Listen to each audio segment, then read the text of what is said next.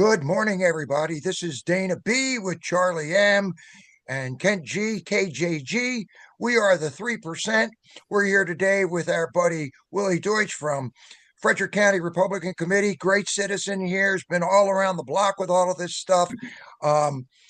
We want to make sure that we're bringing news and information to people all over Frederick County and hopefully beyond to kind of keep you informed on what's going on.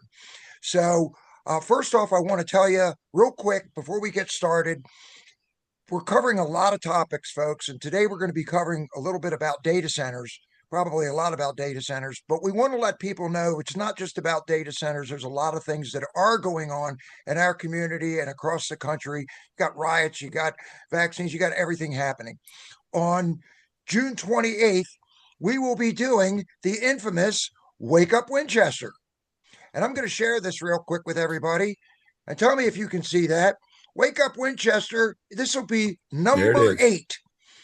And Wake Up Winchester is, here's all your speakers. It starts at 11 o'clock in the morning on Saturday, June 28th. We're covering everything from schools to what your elected officials do. We have the sheriff coming explaining what he does. We have the county attorney explaining what he does. We're talking about election integrity. We're talking about schools, talking about a lot of different things. So make sure you get your little butts out there for number 8. We do have his and hers raffle. That's also for 2. Not a raffle, it's a sweepstakes. And then we do all kinds of informational stuff, a little bit about what you need to be prepared for. You see it happening in LA. Ken will cover a little bit of that while we're there. But make sure that you go to wakeupwinchester.com. You'll see all of our information there, all the board meetings, all of the latest podcasts. You can find anything on any one of the candidates that are happening here in Winchester and in Frederick County. And it doesn't, it's not free to really do anything like this. So any donations that you can make to help us pay for ink and airtime and all the other stuff, that would be great. So with all of that being said, I'm going to turn it over to our friend Charlie Markert, who's going to introduce our infamous guest, Willie Deutsch from FCRC, and Kent, our color man, is going to be here to add some extra bullet points into there, and we're going to have some great information. So, Charlie, I'm going to turn it over to you, and Willie, thanks for being here. You bet. Thank you, Dana. Thank you, Dana. Willie, thanks for coming. I really appreciate this, and I understand that you have an expertise. You've been involved in the issue of data centers in the past and local government in the past pretty deeply, and we'd like you to tell us a little bit about your background and how you came into the whole issue of data centers, what your view is from the other side, and then we'll have a discussion here about what they are, and so why do we care, and what do we do. So we'll start off with the what, your introduction, and then what is a data center. So Willie, over to you. Sure. So my name is Willie Deutsch. I live in Stevens City here in Frederick County. We have one little kid, another one on the way, raising our family here. Moved here from Prince William County, honestly, to get to a more rural area where we could breathe, enjoy life, and raise a family with a cheaper cost of living. But I was involved very much in Prince William County. I spent 4 years on the school board, 4 years on their Board of Equalization, was involved in a lot of the land use and development fights that were going on there. So I was involved in, we had planning commission and board supervisor meetings that went till 8, 9 in the morning. They literally ran overnight. People had sleeping bags in the supervisor chamber and snacks to keep everybody charged as we stayed through the whole night. So these are issues where Prince William County is the data center capital of the world. It has over 80 million square feet of data centers approved. It passed out Loudoun County. So that core of Northern Virginia is where most of the internet goes through. And so just what a data center is, really simply, is a huge building with servers that contain all the files for the internet. And the reason they're here in Northern Virginia is because there's a very big hub of the entire internet that runs basically right through 28. It's why you see all the data centers started in Loudoun. It's why you've got all the tech companies right there on the 28 corridor, because of latency issues. Latency just means the closer you are, the more power you save, the faster you are on the internet. So they've all been plugging in as quick as they can to this huge hub of the internet right there. And a lot of the data center companies have maxed out pretty heavily what they can do in Loudoun and Prince William. And so now they're looking elsewhere. And they're looking throughout Virginia. And it looks like now Frederick County is kind of in the targets. We've had 2 very old data centers in the county, but what we're talking now with new ones are on a very different scale. So Right. I'm sure we'll get into that. Yeah, and correct me if I'm wrong.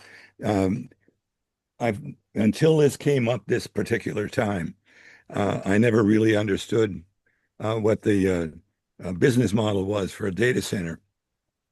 And it seems to me, as an analogy, that it's like self-storage units that are over here and there, everywhere around the county, that you rent and put your stuff in it and lock it up.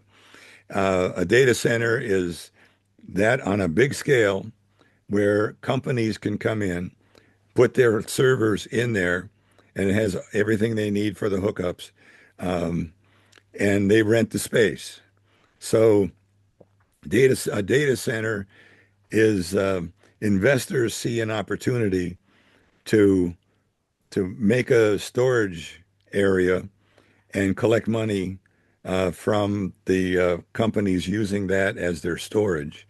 And then the benefit to the only benefit to the county, other than property tax, is the equipment tax on the equipment that's in there, which is whether it's collected by the owner of the building or if each company has to pay their own equipment tax. I don't know.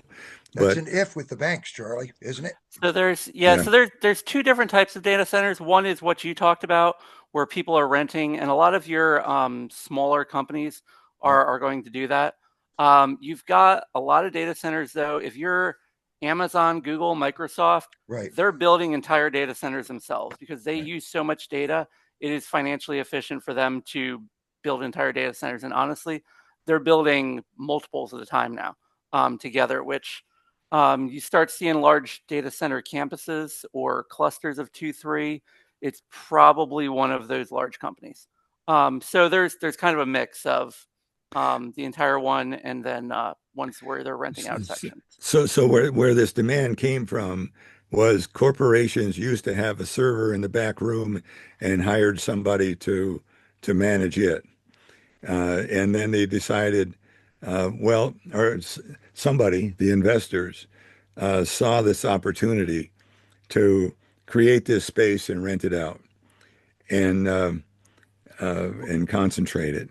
Well, the demand comes from how much more we're doing on the internet right now, right? Oh yeah, AI, everything with AI and video is doing exponentially more in terms of needing internet usage. Think of the old internet websites we used back in 2007 or something, where it was all text or little like GIF images. yeah. We had the old like hamsterdance.com, right? Now everything you're doing is video reels, and then the amount of Streaming. internet power to do anything AI related is much larger. So both of those are driving huge needs for data and computing. Kent, you got anything to add to that? What the part of this conversation? I do one thing because I'm watching everything that's going on, and Trump is really putting in. He's all invested in this AI. So you do have AWS, you have Google, but then there's this big thing going on right now with a company called Palantir. I think it's like $30 billion. What people don't realize is the one thing that we're trying to get away from is being tracked with everything we do. Your central bank digital currency. I'll just call it what I think it is. In a lot of respects, if it's not watched over correctly, is the mark of the beast. You won't be able to buy or sell if you don't fall into that realm. But everything is tracked, so we're actually, as the taxpayers, we're paying all this money, Charlie and Willie, and I'm sure Ken and Willie agree with this too, to have our own tracking which seems really nice. If we want to eliminate crime and know where people are, it's being kind of sold to us as a nice AI way of doing things. But you have these big companies like Palantir that'll make a lot of money off of us. And I do have a question, Willie, and you know this, and I want people to understand this. How big, how many acres and so forth does it take to do a data center, and how much energy does that really take? Because I have Well, a lot of answers on this, but I figured you sure. probably know. Yeah, I mean, so the energy consumption is a really big Huge. issue, right? So let's back up. You're talking about everything that's going on the internet, right? Hmm. The thing that um, is needed for all of these high scale tracking data models, et cetera, is data centers, right? Right. But what's needed for data centers is power. And Power. so, and that becomes the challenge. Um, Prince William County has, like I said, they've got 80 million square feet of data centers. Just what they have needs at 80 least million square 26 feet. gigawatts of power. What was that, Willie? How many? What they have needs at least 26 gigawatts of power for what's either been built or what's approved to be built. Um, They're talking about just needing to 40, just to right? understand, like we don't understand these numbers very much, but No. the Lake Anna Power Station provides 1 gigawatt of power. What we're doing with solar and wind energy in this state does nothing to make a dent on it. So what's going on in Virginia right now is you've got huge power lines coming in through Maryland, through West Virginia, bringing power in from Ohio and northwest of Virginia. All of that is not to power up houses; it's to power data centers because 21 to 40 gigawatts. that's the draw.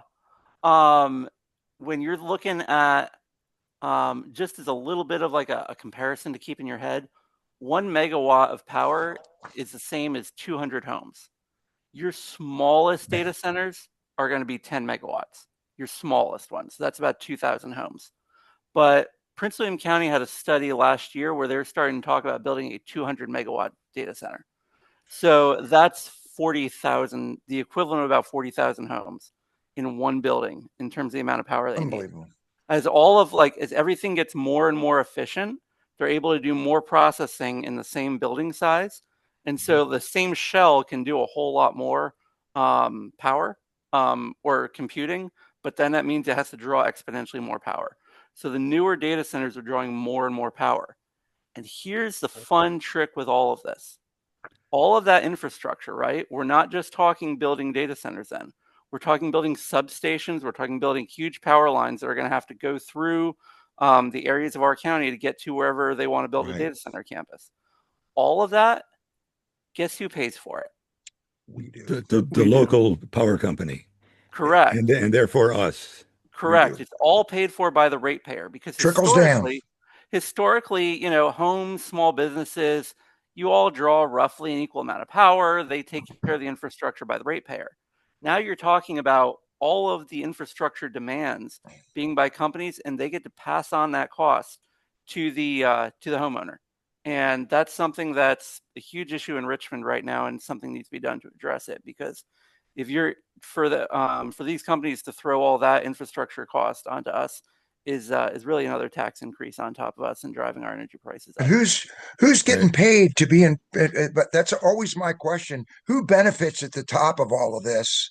Which is what we've seen because of Doge. Who benefits on all of this on the working person who's out there right now trying to do 2, 3, 4 jobs and keep their head above water, and then pay attention to their kids in school because they don't have time because they're out there making money to pay for the data center and everything else. I mean, data Goes centers are downhill. willing to invest a lot of money in politicians. Hmm. Um, Oh, we just had a data center company in Prince William County write $100,000 check to a candidate. yeah, And that I was heard just about one that. donation, right? You're talking thousands of donations, thousands of dollars in donations, really per. But that's part of why, honestly, Governor Youngkin's been very hesitant to do anything to regulate data centers. There's one bill that made it through the General Assembly to start doing some level of regulation on data centers, and that was a bipartisan bill. He vetoed it because really he's very much a big business interest, and so it's data centers are a bipartisan issue. You've got regular Joes on both sides, whether it's some of the environmental concerns, the cost concerns, power, energy concerns, the concerns of how it transforms our communities. All of the above. We're Right. trapping Everybody comes ourselves. with different concerns, but you get very bipartisan grassroots coalitions. Kent, Kent, So you want to step in here and I know Kent. I can see his. I can see his face. It's cooking. right. His brain's cooking. Thanks, guys. Well, good morning. Good morning, Willie, and welcome. I think I've seen you before at a couple of the Monday night meetings Oh, that yeah. we've had. So it's good to see you again. And it was good to chat with you a little bit before we kick this off. But I want to give some stats out there for those folks who don't know how many data centers are just in the state of Virginia alone. 578 data centers listed. 78. Okay. Existing. And yes, and I'm going to read. I want to read off the areas on the amount, and then we'll do a comparison on this. Ashburn, 139. Reston, 6. Richmond, 59. Norfolk, 7. Manassas, 79. Vienna, 9. Sterling, 108. Chantilly, 22. Herndon, 10. Lexington, 1. Middletown, which is near you guys, 1. Gainesville, 28. Dulles, 26. Fredericksburg, 36. Harrisonburg, 2. Roanoke, 1. Bristow, 20. Culpeper, 16. South Riding, 5.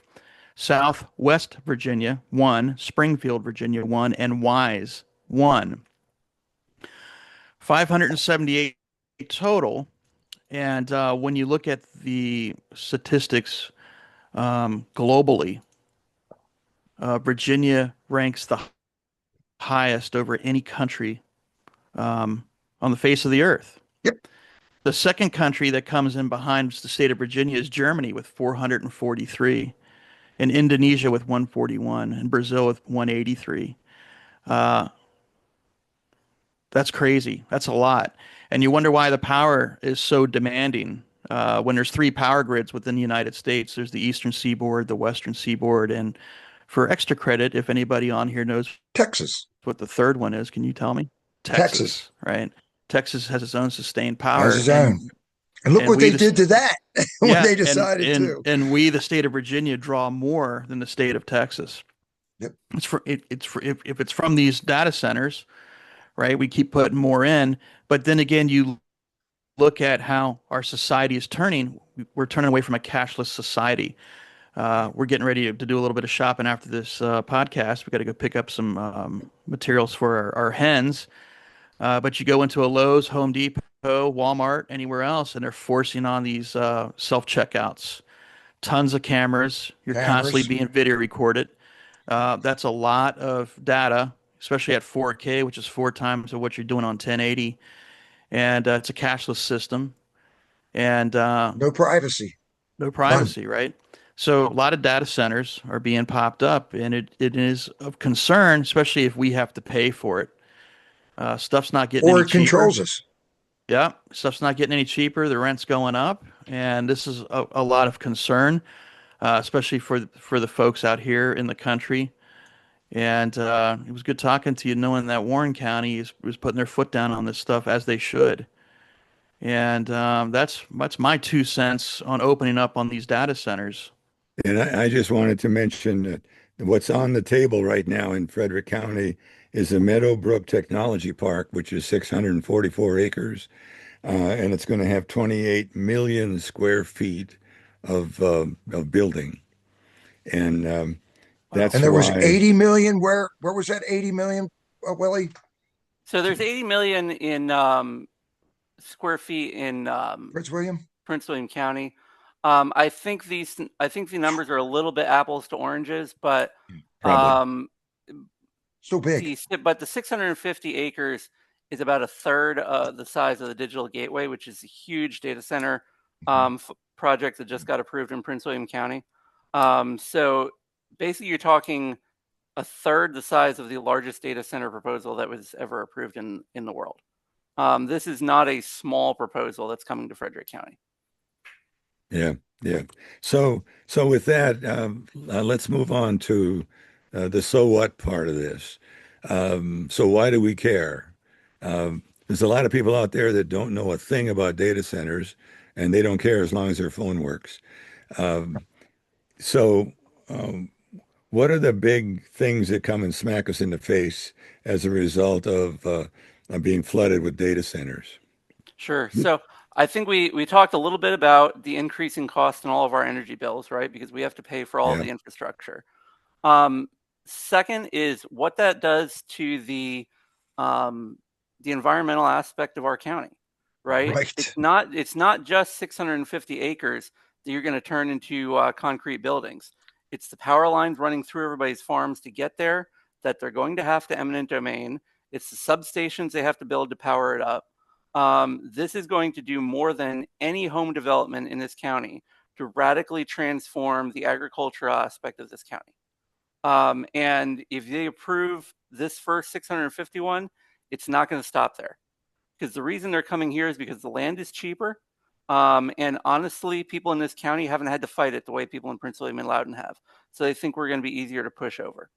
The other aspect is all the property values of a property that is zoned for data centers are going to shoot through the roof, and that's going to increase your property taxes for those property types. So property is required to be assessed at the highest and best use valuation for that property zoning. So if There are your what taxes being pushed out. right, so then if data centers are starting to be willing to pay, Prince William County, you've got data centers willing to pay close to $3 million an acre for land that's zoned for They don't data care. centers. And it's ticked up from 1 million only like 5 years ago. It's skyrocketed those land prices. It's going to start doing the same thing here. But one of the biggest things, there's a bunch of big things, but what it does for neighbors and people who are close by. Prince William County is having a huge problem with data centers that are built basically right up against housing communities and right up against schools. They've had minimal buffer areas. And the member of the House of Delegates there, Ian Lovejoy, good conservative who's trying to stand up for his constituents there, they're trying to put in a bill to require 1,300-foot buffer zones between schools and housing subdivisions and data centers. But that still means the data center will go up, whether it's 1,300-foot buffer or not. Correct, but it would protect to some level people in those areas, right? And what you're talking about is the fumes from all of the generators that's being powered and the noise from all of these. And you're not just talking about that from one building. When you're talking about that with a whole bunch of buildings all together, that all compounds. Right. Now, yeah. Frederick County, About the buildings, I used to think my impression was the noise coming from the buildings were the air conditioners on the roof, but it's really more intrusive than that because the buildings have to have standby generators, which are diesel, Diesel? which power up with great noise, and they have to do it frequently in order to keep them in shape to power up at a millisecond notice when the power otherwise goes down. And as you said, it's the exhaust from that as well as the noise I got the air. from all of those backup generators that is an intrusion. yep. So and it's all of those all the above And we combined. haven't touched water yet. Sure, but let me just make this one final point. So Frederick County back in the spring passed an ordinance that they said was going to start controlling and reining in, where data centers could be, make sure we were ahead of the curve, right? And they're pitching it in some places that we're taking lessons from Northern Virginia for how we would implement them here. All right, so like I just said, they're trying to push for 1,300-foot buffers in Prince William County to protect citizens. Frederick County's ordinance says that there has to be a 200-foot buffer. That is basically exactly what the data centers That's want. a sixth. Correct. Data center companies would be happy to just have 200-foot buffers. Less money. That's barely any space between where they are. So when Frederick County tells you they're doing things to try to rein in and control where the data centers are, they haven't done anything on where they would be sited. They haven't done anything on where the substations power lines would be. And they're rolling over to the data centers on this buffering issue. So whether it's lack of knowledge or intentionally being with them. I've seen nothing yet as far as being willing to have a major spine on that front. I'll say this, Um, it's all about money, Willie, because when mhm. it comes down to somebody being able, would you sell your mother for $1 million? You know, I mean, some people would. Okay. And we haven't touched the water part of Yep. this. You're talking about buffers and noise. And I know in Manassas doing research on this, people are putting yoga mats around. A lot of them are moving down in the basement. They can't take the sound. Then you fire this thing up like Charlie was talking about with the generators. And then you've got all of the water that's got to come in here to be able to do that. And from what the research that I've done, they're trying to switch over to glycol. So if glycol and things like that go into our aquifers and our water system, what does that do to us from not only a mental health from the noise and everything else, our financial health, okay, from all of the money we put in here, but our physical health. So the way I look at it, and people can yell at me, I just feel like we're being sold out. Yeah, I'm not. So to their credit, well, first let's back up, right? What are the benefits? Why do data centers need water, right? Willie. Just so people understand, right? Data centers are huge computer Mhm. systems that are all working at the same time, right? And if you Mhm. look at your personal computer, you've got to keep it cool. If it overheats, it messes up, right? Mhm. So what they need is a coolant system going through to keep all their computer systems cool. Right. What they have gotten much better on as they progress is recycling the water and the coolant that they already have in the system. So a lot of the older ones would have to essentially refill on water. They're pretty good on recycling. One of the issues though is our water table. When you take hundreds of acres of um, Land. grass, dirt, Right. trees, and you suddenly turn it into impermeable surfaces, it makes runoff. it very, very hard for the water to get into the water table. And it creates Yep. significant water runoff issues and significant issues with the water table refilling. You're also looking at just where that water runoff is going. But you're transforming the ecosystem on a massive scale. And so it's that issue that I'm more concerned about on the waterfront. I think to their credit, they need to save money, right? So they've done a good job and make sure they can recycle what's inside there. There's definitely issues with the initial draw on the water and it evaporating, but they definitely try to recycle it. So But they it's have to add, they have to add to the water that's recycling sure, yeah, over time. sure, I Is there save any egg waste that cartons comes to out of save that money. water yep, that needs to be handled? yep. But it's a matter of our water table being able to refill and replenish, and we're already having a very hard time with that here in Frederick County. Right. So, every board of supervisor meeting I've been to, usually the chairman, usually a couple other people are always talking about, what level our water table's at. Mhm. This is going to create significant changes just to how our ecosystem works there. And we're already taking a lot of water out of the Shenandoah, Yes. and that's straining under the stress of all of the people taking water out of it, as It's well all as the being brought droughts in. that we have. Right. A lot of it's Yeah. being brought in, I especially when we I end up know with a our friends drought in like Clark last year. County are upset with us with how much water we're using on them. Mhm. So it's, water's a Willie, let fine me ask you resource. this. Are you familiar with them being able to use chemicals like glycol to be able to cool those things down as well? And if you're doing that, then that goes, you got the runoff that's also going into our I systems don't as think well. that's not disposed into the sewer system, I don't think. I'm just asking because I was doing some research, down in Warren County Yeah. because they have, because I've talked to Dolores I about some of haven't this as heard well. anything on, I haven't heard anything. That's like your car radiator. It's It's a right. It's closed circuit. antifreeze. Pardon? It's antifreeze. And I think Okay. Willie froze up on us a little bit here. Yeah, Yeah, I got the same thing. You're frozen up, Willie. Yeah, well, it's funny because our system was going out I don't know if yours did yesterday, Kent, but our Possible, system but was going out a couple times and having to refresh our Yeah. Starlink a couple times yesterday, which was pretty weird. So I'm looking at EAS, emergency alert systems. Who knows what they're doing with that? Yeah. But what questions do you have, Kent? Because you're a pretty solid researcher. I don't really have any questions. I think I don't know a whole lot about this. And since I've been 17 months in retirement, I've kind of unplugged myself from a lot of this stuff. It's just I look at the map and you question, I question like the state of Virginia, which is a great place, but you compare this with New York City. New York City only has 70 data centers. State of New York has 142 total.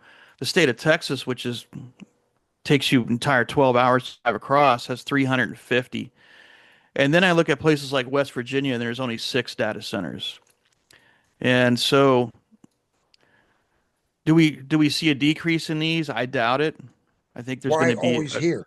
I was going to say I think there's going to be a constant increase. But yeah, why Virginia? Is it because we're co-located with DC?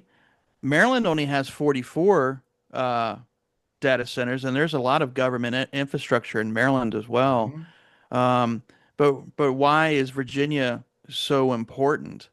I guess it's that would be my it's question all to about you. our nexus to one of the biggest hubs on the internet. Runs right Yep. through this Route 28. It's part of why the Marine Corps base, honestly, is where it is in Quantico. Roanoke. But we've got probably one of the most central hubs of the internet. It's running right through It was built Northern here. Virginia. Yeah, I mean it was a government project for military communication back Right. decades ago. So it's Easy it's to all build about on. latency and efficiency, but that doesn't mean that our northern Shenandoah Piedmont area has to be totally renovated into a concrete jungle to Correct. feed the rest of the world. So there are other places that can build it and spread the wealth. And to some extent, we've got to be able to watch out and protect ourselves. Yeah, it's Um, amazing. You look at the state of Montana, there's 3. sure. And, and a couple in a state, fine, why not? Right? Yeah. Willie, let me ask you this, because you know a lot about this. What does this do? What is the benefit tax revenue wise to us? Is there a positive to this? I want to try to look at both sides. I don't see a lot, but are there positives to it? Does it bring jobs? Does it bring revenue? My understanding is, for the most part, it really doesn't take a lot to run a data center. You'd bring in your own people to pretty much run it, besides a security guard or so forth. Um, and if people are renting stuff inside the building and they actually get the tax breaks for doing it, there really isn't a lot of tax revenue. Am I correct? Well, there's a fair bit of tax revenue. For how You're long? talking what As For long as how it's long there. before we have to repay? It's before we have to repay what? Before it becomes our problem, just like everything else eventually becomes our problem. I don't Well, understand so that. there's 2 things. You got the property taxes and you've got the business taxes Equipment. on the equipment, right? Are So there write-offs you're for getting all of tax that revenue stuff? off of both of them, Hmm. and you're generating that off of a space that's really drawing very little, at least on transportation infrastructure, in the long term, Okay, right? that's In the why I'm short asking. term, I'm trying to understand. yeah, in the short term, right, there's transportation impacts with all of the construction vehicles Right, going, concrete, all those vehicles going back and forth, building. right? Right. There's some initial job support, right? So you're going to get some union people who are like, this is wonderful.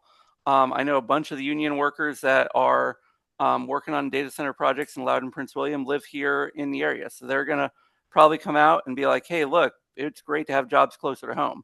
But of course, those are, few year projects. Right. For most businesses, it's going to have one of the least number of jobs per square feet. So they're going to tout how high paying the jobs are that they have there. And there's a lot of kind of high level IT jobs. You got your security guards and they've got to be pretty good. So they're going to pitch fairly high paying jobs. Hmm. There's very few though, because it's large empty warehouses that just have to keep running, right? But I'm going to say this: Frederick County is very reticent to staff their local government positions. Our commissioner of the revenue needs about at least two positions if they're going to even fairly gather the tax revenue off of these data They're going to need two more? Yeah, at least two more positions just to do Okay. it. So we aren't, just the way we're assessing businesses is actually kind of generous to them because we don't have the staff to actually get into the weeds of the data to actually fully capture that revenue. But up front, a data center company is going to tell you about all the revenue that's going to be generated to a community, right? They're going to pitch you on it's going to help education and fire and et cetera, et cetera. So then we approve them, and I'm on the Board of Equalization for Prince William County. Board of Equalization hears assessment appeals, which determines how much property tax a spot's going to pay. Right. And they're flying in high-powered lawyers from across the country to say, oh no, go tax us a whole lot less, right? So they're going to pitch you up front, but then afterwards demand to pay less. And it's part of the the cat and mouse game that they're going to play. That's why I was asking. Yeah. Now it definitely generates a good bit of revenue. I mean, there's Loudon, a good bit of their revenue stream is off of it. But what your politicians are going to tell you up front is, oh, that means we're going to lower your taxes. No, the politicians just use that revenue to keep doing more and more and more. It just kind of feeds the beast. It's kind of like inflation. I mean, things go up and then they never come back down when things. Sure. Funny how that works, isn't it? Dana, were you going to have a commercial or something? You're sharing your screen. I wanted to put this behind us as well, because I want to make sure that people know a lot of people don't understand a lot of the things that we're talking about. If you go into the Winchester Star, God love them, you get about 500 words if you're lucky and if people read it. Okay. We want to make sure that people can actually meet the candidates. They can meet different people in the education system and so forth, which is why we spend a lot of time, effort, energy, and money to be able to put on our wakeupwinchester.com Health and Freedom Conference. It is June 28th at Millwood Station Bingo Hall over on 252 Costello Drive. A lot of people know where it is because that's where the FCRC meetings are held. We're going to feed you pizza. This is not a big revenue generator. It's to try to get the community to come together, which is why we're doing these podcasts, which is why we're doing our Wake Up Winchesters, so that people get a chance to talk to other folks and get them engaged in what we need to do in the local communities. If we don't like the education system, or it needs to be tweaked or fixed, or if we don't like data centers, or it needs to be tweaked or fixed, or we need roads, you've got to get involved, folks. And we're trying to do our best here in Winchester, Virginia, and Frederick County to keep people involved and engaged so we don't go down the rabbit hole that we're in right now, which is where we're having a lot of problems all across the country because people weren't engaged to begin with. So that's our gift back to the community. It's $20, $25 at the door. Come on out to Wake Up Winchester on the 28th. And then I will send it back over to you. Just go to wakeupwinchester.com and you'll be able to see all these videos as well. So, Charlie, I'm going to send it back to you. Okay. I still have one other observation about the pros and cons, and that is good conversation. When I go down Route 11, I see this beautiful Shenandoah country, and I guess some people call it the view shed. I mean, so there's a watershed, so there's a view shed that's going to be disrupted by these huge white buildings. That in an area that used to be possibly a Civil War battleground, possibly just a blight on the scenery, because the scenery is what brings tourism to the area, and we depend a lot on tourism. So I'm wondering what you guys' thoughts are on the fact that we're going to lose some of the character of the area of Shenandoah countryside with these things. You know, Charlie, they'll have a choice of 568 data centers to visit and see what they look like. Nothing will transform the current agricultural aspect of this region than dropping data centers in. Yep. The Digital Gateway data center project that happened in Prince William County abuts up to Manassas Battlefield. You had every historic preservation group in the region and numerous around the country filing letters opposing it, and the Board of Supervisors didn't care. That's happening all over the country. You had people. I mean, right, but you're talking one of the most important Civil War battlefields, right, in the country. Who got paid? You had people like you had, I believe, people Robert Duvall, Ken Burns. You had some of the top people who have been involved in showcasing our Civil War history. National Park Service was trying to push back on it. So yes, it's going to drastically transform. I mean, when you look down from the mountains and are seeing these sprawling data center campuses, one of the letters I saw of a constituent who's starting to speak out in opposition is talking about what it does in terms of light pollution. I walk out here at night and I can see the stars, which most of us probably take for granted, but in Manassas, I couldn't, because you just have lights all through the area and it blots out your ability to see the stars, right? It's so different here, Willie, than it was 25 years ago, just here on the top of the mountain. And right. I see a third of what I used to. Sure.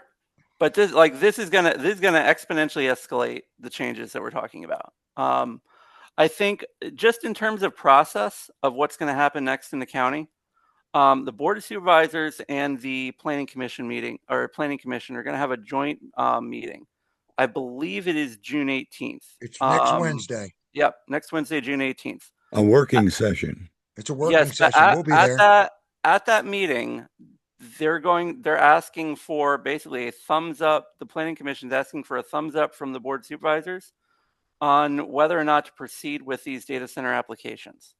So the first thing would be, tell your supervisors in the next week, don't even start down this road. We don't want it. We're not interested, right? Right. If they give them the thumbs up, then the two applicants are going to file their applications. They'll pay the fees, and then we're going to start talking about comp plan amendments and zoning changes. And there's going to be Planning Commission hearings and Board of Supervisor hearings for all those as it progresses. So, but the first step is this June 18th joint meeting. Let's nip it in the bud and keep it a little simpler, protect our county, but otherwise we've got to get people engaged. People just don't know that this is even a thing right now. And there are some organized HOAs in this county, but they're not the level of organized HOAs, environmental groups that we had in Prince William County that can fire up their lists and get people engaged. So we're just at the starting bit of letting people know that this is even a thing. We've been talking about this for months, and we have a lot of conversations about this, because Charlie's on the Planning Commission. We're right. Friends. We're friends with the Commissioner of the Revenue. We do talk.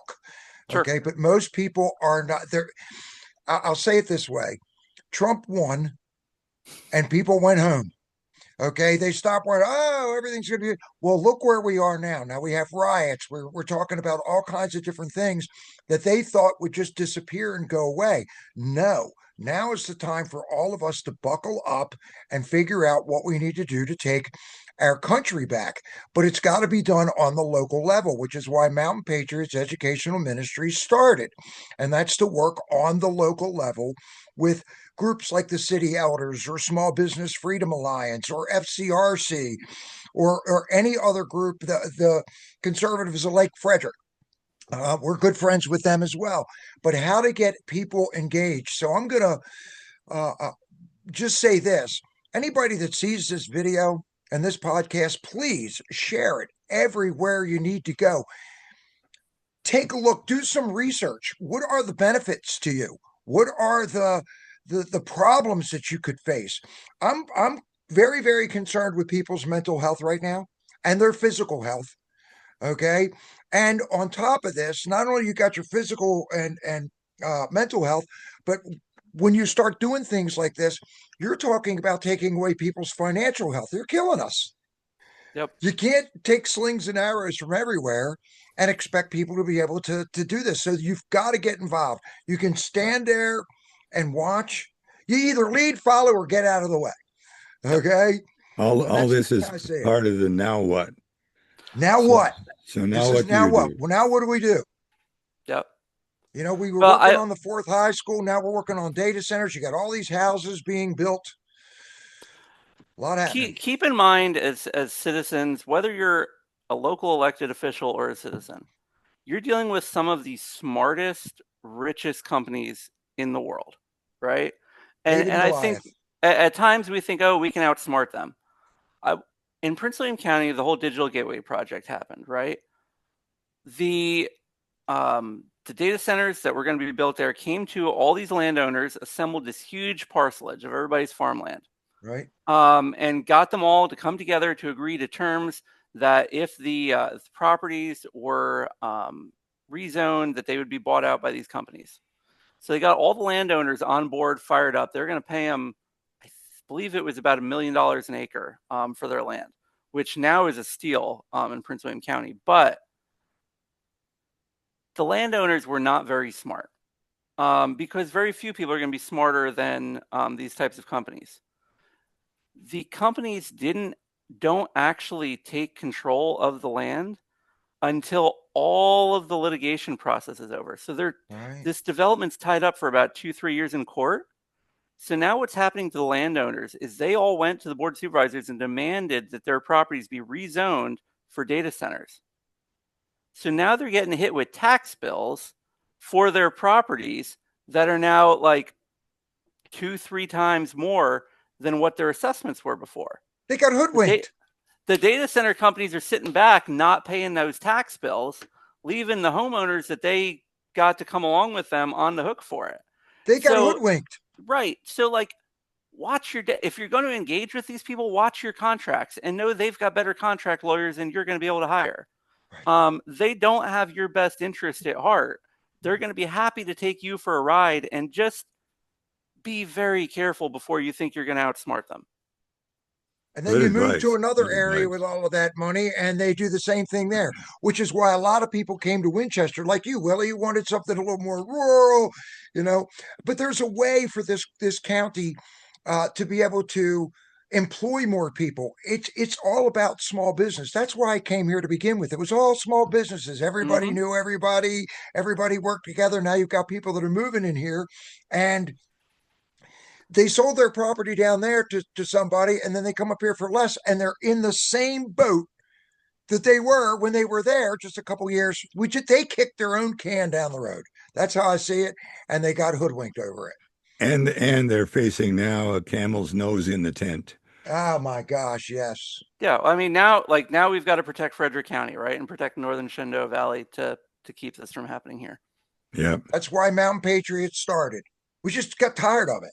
Yep. You know, and some people will go home and go, oh, well, you know, somebody else will deal with it.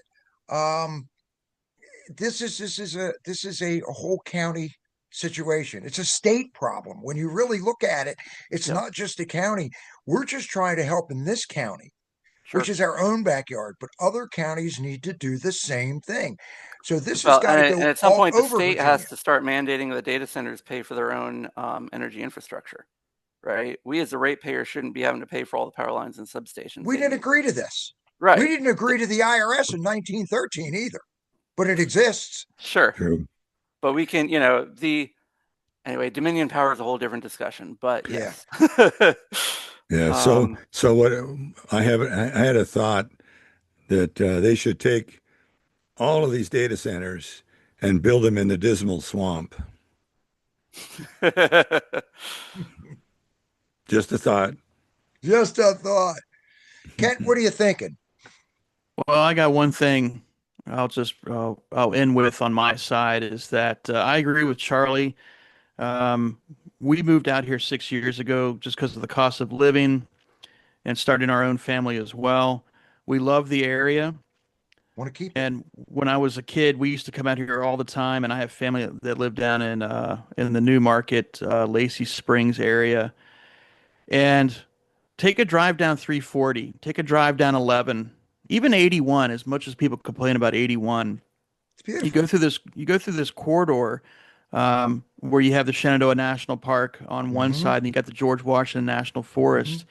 This is a beautiful area to be in, to live in, to come out here and be a tourist is great. You know, I mean, we do rely on a lot of tourism, but the last thing that I want to see, and I used to live in northeastern North Carolina, beautiful down there as well. But the problem is, you look across this vast area, and you see all these solar farms and horrible windmills, which are Horrible windmills. Quarter have H, plagued. same thing. Yep, they have plagued North Carolina. And the question is, for me, I guess it's kind of a rhetorical question, but which is worse? Looking at a bunch of solar farms, I hate solar farms. It just looks horrible. You destroy the landscape, or the data centers. Which out of the two, which one's the worst, Willie? If you can answer that. Personally, I hate solar farms on agriculture areas. Like, go put solar panels on your building and self-power yourself. That'd be wonderful. Yep. But at least there's still some green left, right? Yeah. Like, Yep. you're like, I feel Until like they break and you have to trash them. Yep. Oh, I understand. But to me, there's no comparison between some level of green with solar farm on them compared to nothing but a concrete jungle, right? You probably cut 80% of your greenery down to do solar farms. You're cut out 100% of it. The funniest thing with that digital gateway, I couldn't help but laughing because you had a couple of Democrats who were, had run as being conservationists and environmentally friendly. Nope. And they're like, the digital gateway is environmentally friendly because we're building paths for the deer to walk through our data center complex. and that's the kind of bullshit environmental stuff that they'll come up with. Like, when you drop your greenery by 90%, right? Leaving paths for deers to walk through don't count no more. Right. And you can, I mean, you're also not generally dredging up like creek beds and river beds and changing the terrain is like flattening out things as drastically with solar farms as you are with data centers.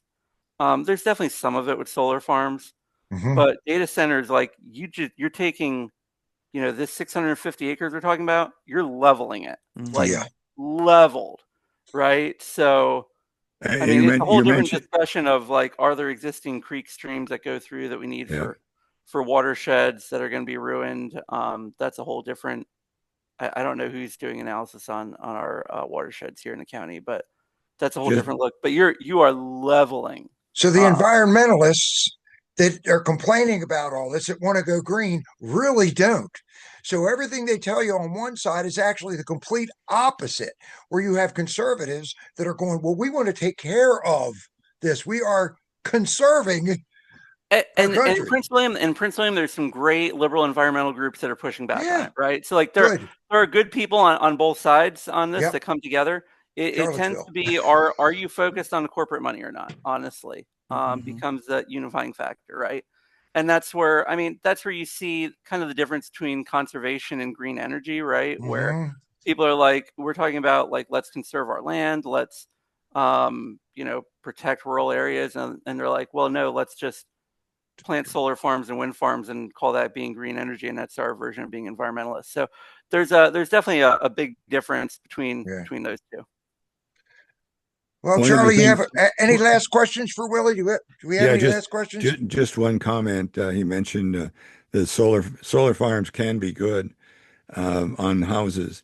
I have solar panels on my house, and currently I'm getting my monthly bill. I'm getting $30 a month back from the power company. Good. So what did that cost you, Charlie, into putting in the solar panels? How, if you don't have to tell me exactly, but that's the curiosity. I can tell you, it's 45,000. 45,000. That's a lot of months of $30. Well, no, I don't have an electric bill anymore, but I had, and my average was $182 before, and my paying back the loan is $182 for the next 25 years. And if I sell a house, the loan goes with the house. So I never have a balloon. and I'm paying what I used to pay, and I'm breaking even until the power goes skyrockets, and then my payment will still be $182. No. So it's a conservationist move Gotcha. to put that on the roof. There's And definitely a case for buildings to be self-sufficient. Yeah. But that's We're very different trying. than turning farmland into solar fields. Oh Yeah. yeah, because you already have the structure there. You're just adding to Yeah. it a little bit. Yeah, Yeah. exactly. You know, that makes sense. And Mhm. and if you let people like us do what we're going to do for the most part that actually care, we're going to think like that. You know, how do we use this space for all of this to get all of this done rather than taking everybody else's stuff and paying them to screw everybody else? That's just how I see it. So the bottom line is we need to convince our politicians to stand up and say no. And our community. And I would fire up your email list and try to see if you can get them to say no next week. We can't talk for the working session. We're not allowed to talk. No, but we can email them in advance, and Absolutely. get emails generated in. I would We- I would see what we can do there. I've So I've what got we some need to fun do, email lists Charlie, in the county. I'm going to start firing off this weekend. But yeah, let's come Yeah, up and with a standard just letter and get it out to people. just so you know, in this session, in this podcast, I've been talking for myself, not for the planning commission, even though I'm a planning commissioner. Absolutely. You know, and like we say in every podcast, don't believe everything we're telling you. People have to go out and do their own research on all of this. Don't just take our word for it. There might be something that we missed. And if you do find something we missed, or there's something good about this, or something you don't like about this, put it in the comments. Okay. The more that we get people involved in what's going on, the better we are. We're only 4 people. So we tell people to do their research and let's work together. I mean, it's better as a community than trying to go at each other um, and create even more problems. I find it encouraging that some communities have said no. Me too. So we could do that. Well, I think that wraps us up today. But I want to thank you for taking Thank time you. today Mhm. to spend with us. I definitely want to talk to you again. Okay. Happy And we to. want to talk to other members of FCRC and other the business owners that are around Winchester. This isn't just about politics, folks. We cover Mountain Patriots covers everything from being self-sufficient to having your own power to medical to ministries to recovery to trafficking. We cover a lot of different things in our ministries. So make sure you check out the Mountain Patriots Educational Ministries. We are 508c1A. So you want to check that out. If you want to make a contribution to us, that would definitely help us pay for ink and internet and all the other things we got to do. And sign up for the June 28th on the Wake Up Winchester site. Come to wakeupwinchester.com and sign up. It's $20 and we're going to give you a pizza for an hour. So we always, since we are a ministry, we always end the Mountain Patriots Educational Ministries podcast by saying thank you for everybody that's watching. Thank you, Willie. As always, Kent and Charlie, we are the 3%. And we always end with the Mountain Patriots prayer. So I'll turn it over to Charlie because we thank God for everything that we have. All yours, my friend. Thank you, Dana. Let us pray. Dear Lord, thank you for this beautiful world and this country that you've given us and the patriots who are willing to care for it. Thank you for inspiring our founders to create this beautiful republic. Please help us to keep it as the aspiring place to live. Please give us the wisdom to do the right things, the common sense to judge wisely, the energy to never give up, and your unending grace in which we take comfort. In your name we pray. Amen. Amen. Amen. Folks, that is a wrap for the 3%. I want to thank everybody for being here. Go to wakeupwinchester.com and we will share this video and we'll see you on the 28th. Thank you, Have guys. a great day.